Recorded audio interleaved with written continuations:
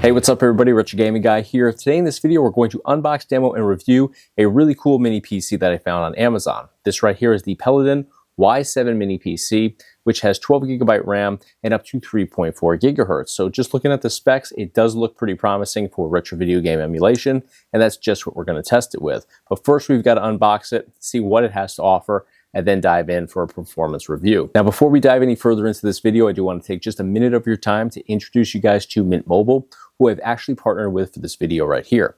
You may have already heard of Mint Mobile. They offer an amazing premium wireless service, and they actually have some really funny commercials out right now with Ryan Reynolds, who's not just a spokesperson or a user of their service, he's actually one of the owners as well. So with rates starting as low as just $15 a month, you don't have to sacrifice speed, coverage, or data because Mint Mobile was built on the nation's largest 5G network. All the available Mint Mobile plans include unlimited nationwide talk and text, in addition to lightning fast 5G and free mobile hotspot. Mint is also offering a modern family plan that allows you to save yourself a boatload of money on your plan with as little as just 2 phone lines. Now, Mint Mobile sells directly to customers online rather than operating retail stores or using salespeople, so they save money on their end and they forward that savings onto you, the customer. Switching over to Mint Mobile is quick and easy thanks to their digital eSIM cards, which you can use and activate from the comfort of your own home. Now, rest assured, if you do need assistance, you can call their customer service line anytime, day and night. So why spend more money in the end for the exact same service? It really doesn't make much sense. You're not getting anything extra for it. You're just spending more money on it. So get some additional information as to what Mint Mobile has to offer by clicking the link in the description of this video or scanning the QR code on your screen. If you've already switched over to Mint Mobile, let me know in the comments section how your experience has been with them so far. I personally switched over a month ago, and I've been saving money ever since. So let's dive into this mini PC now and take a closer look at what it has to offer us and what the performance is like.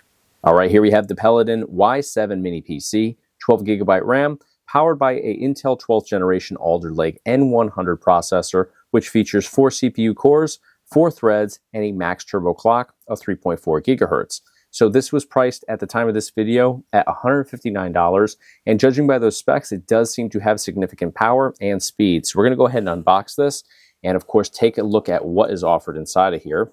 Really well put together packaging from what I can tell. And I was expecting the mini PC to actually be much larger, just judging by the box. You can see this is a really small mini PC, which is great as long as it has good performance and specs, which it seems to so far.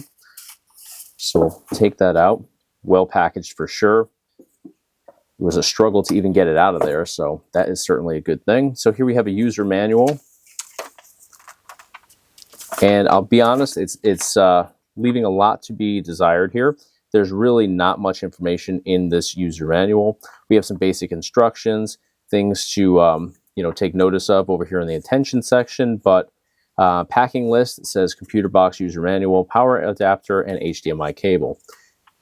We have a little diagram over here, but it's really small, very hard to actually tell what's on here. It does outline the different ports down here, but I think we'll be able to take a look at it and figure out exactly what everything is on here. I'm not seeing anything that is concerning or questionable by any means. So down here at the bottom, we have a little tab.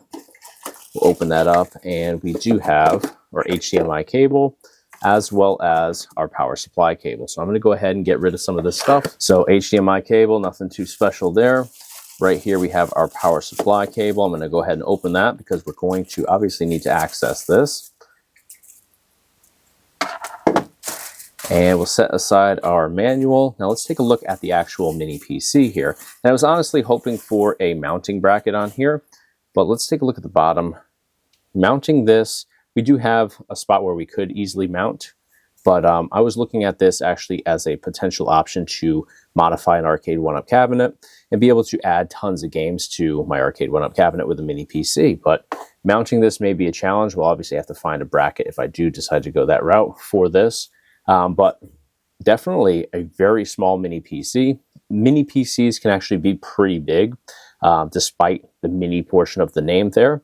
This is very compact, very small in fact, and you can see just in the palm of my hand how small it actually is. Of course, hard to understand the scale here, but let me put a battery next to this, and this is just a AA battery. You can see, honestly, the height of this isn't much taller than just a AA battery, so you can see at least a little bit of scale on here.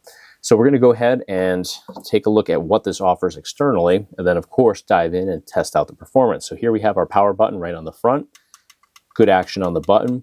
Not that it's a big deal, but there are some PCs where when you press that button, you can't even tell if you actually hit it. So you kind of have to wrestle with it. So good action on there. You can hear it, you can feel it. 2 USB 3 ports right in the center here. I love that for controllers, keyboards, all that good stuff. Bringing in some external SSDs, always a good option. Over here we have a micro SD card slot. That is another bonus here, especially for gamers like myself. Anybody that wants to bring in a SD card that maybe has Batocera on it or RetroPie or anything like that, you can certainly do that right here. You don't have to, connect it in and get creative with your connection. You can simply slide it into the micro SD card slot. Over here, this is just a way to actually open everything up here. I believe it's just an anti-lock, setting on here just to, again, lock everything into place. Now, backside, we're going to find a lot more ports. So we have 2 HDMI ports right up here. We have a Type-C up here as well. Down here, we have our audio jack to connect some headphones. And I believe that would support microphone as well, judging by the icon there. We also have Ethernet right here and another USB 3. So we don't have any regular USBs. They're all USB 3s on here. So that is a good thing. I mean, I love USB 3s, and I think we're seeing more and more of those, as time goes on with mini PCs and just PCs in general. So again, the bottom side here, we do have those 2 little mounting screw holes there. So we could mount this to something. I bet we could actually incorporate something into these screws as well, which may be actually a little bit easier given the size. These are much smaller, but certainly do have the options. I would love to see, again, a mounting bracket included in here. We do see that with a lot of mini PCs, and it does come in handy, whether you're a gamer or you're just going to be using this as another desktop option. So we're going to go ahead and set everything up. All right, guys, so I have a bunch of different things connected here, and I want to show you guys around this really quick. So first and foremost, I mentioned the Type-C port on the backside of the mini PC. Now, that is not something we can use externally because that is how we're actually bringing in our power supply cable. So we're not able to connect controllers or anything like that through that USB-C port. It's purely just to power this device. We also have our HDMI cable back here, and then this is a SATA to USB cable, which you can see I have connected to this Samsung 4TB SSD. This has Batocera on it and thousands of retro video games. That's what we're going to be testing this mini PC with today, because unfortunately on the Windows side, we can get into retro game emulation on here, but we're not able to get into Steam or, the majority of the games over there. It's just not quite powerful enough to use as, a modern day gaming PC. So in addition to that, we have this keyboard attached via USB connection in the front, because we just need this to hit escape a couple times and actually manually change the boot order, because right now it's going to want to boot into Windows 11 from within the actual mini PC, and we want to change the boot order to boot directly into this external Batocera hard drive. So I'm going to go ahead and power this on, and we're immediately going to start tapping the escape button over here. And that is going to bring up our settings page where we can actually go in and adjust our boot order. All right, and now you can see that we are in our settings right now. So what we're going to do is we're going to navigate with the arrow keys over here on our keyboard, and we're going to go over to where it says boot. So notice at the top it says boot right over here. And if we scroll all the way down to where it says boot option number 1, you're going to see that it says Windows Boot Manager. Now that is what is installed within the actual mini PC. So that's going to boot into Windows 11. Again, we want to change that to our external SSD. So if we go down to boot option number 2, that is going to be our external SSD. That's our UEFI OS, and then Sobrent in parentheses, because this is a Sobrent cable. It's a SATA to USB. So what we're going to do is we're going to hit enter on this UEFI OS, and it may populate in differently for you depending on what you're connecting, how you're connecting it. So we're going to now go up here and we're going to hit enter. And notice how it switches out option number 1 for option number 2. And now our option number 1 is UEFI OS.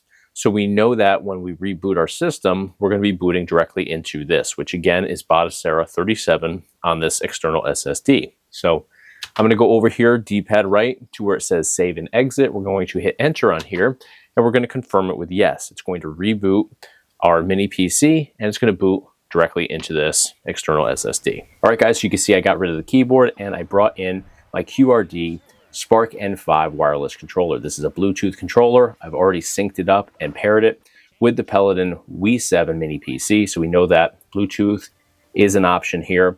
And so far, the connectivity is really strong, really reliable. So we're going to jump into a bunch of different games and gameplay demos here so we can test out what the performance is like on this mini PC. So let's dive into some collections and see what we've got.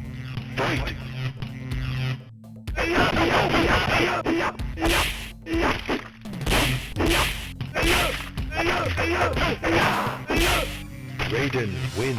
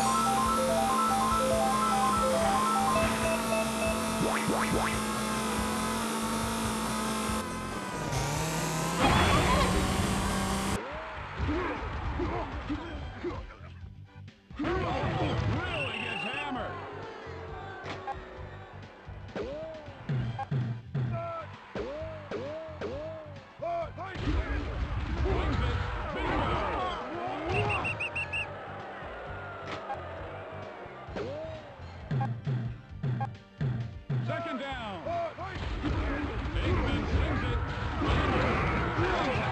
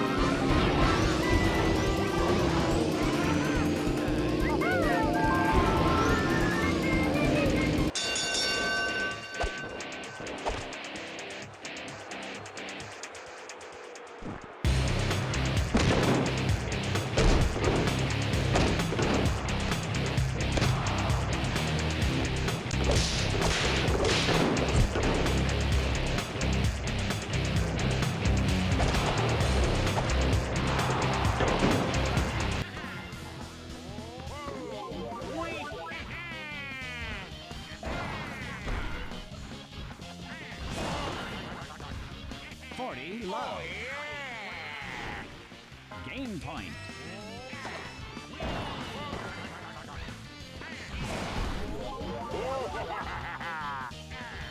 40-15. Game point.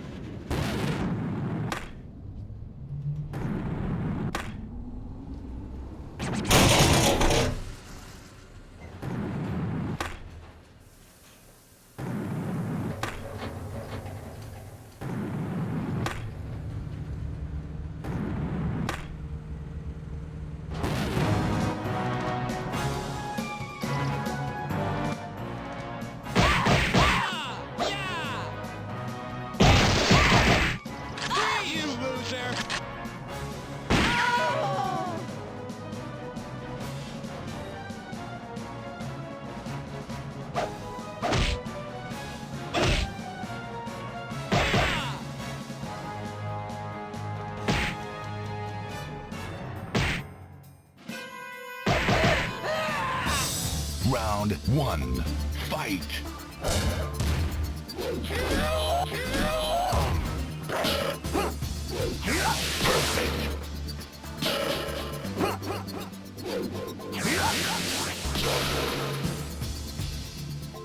You win. Round 2. Fight.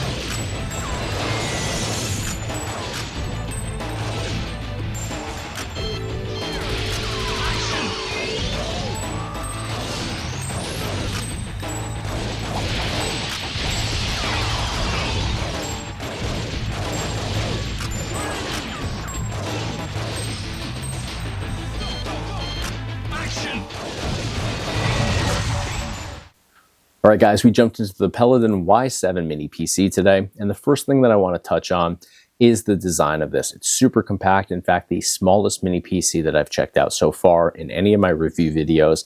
Love that it still offers a great layout of ports that we would want to utilize as gamers. We have our USB 3s on there. Everything is easy to access. And we also have exceptional ventilation and airflow in here. So I gamed on this for about 2.5 hours. I know in this video, obviously I speed everything up and I just clip everything so the video doesn't go on and on forever. But I was on here for about 2.5 hours and the internal temperature only went up 6 degrees, which is great for a mini PC, which usually we experience way higher than that. Mini PCs, because they're so compact, usually you don't have great airflow, ventilation is poor, and cooling in the end suffers because of that. Not the case here. We don't have to worry about overheating or anything of the nature because of how well it is ventilated and how great the cooling is on this. Now let's talk about the performance here. We had a great experience diving into retro video game emulation. Of course, I used Batocera 37 on an external SSD. Very easy to change the boot order on here. There's no workarounds or any weird, awkward sort of setup, which we do have sometimes on mini PCs. Everything very straightforward here. You just tap the escape button on your keyboard when you initially boot this up if you want to boot to an external SSD or hard drive, whatever you want to use.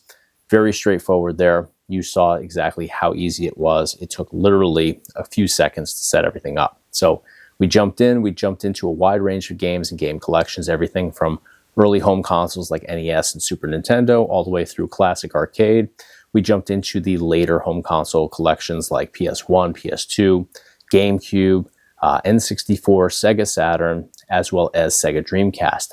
Awesome experience there. And usually the issues start to line up on mini PCs around N64, Dreamcast, and Sega Saturn. And Sega Saturn I found to be the most challenging.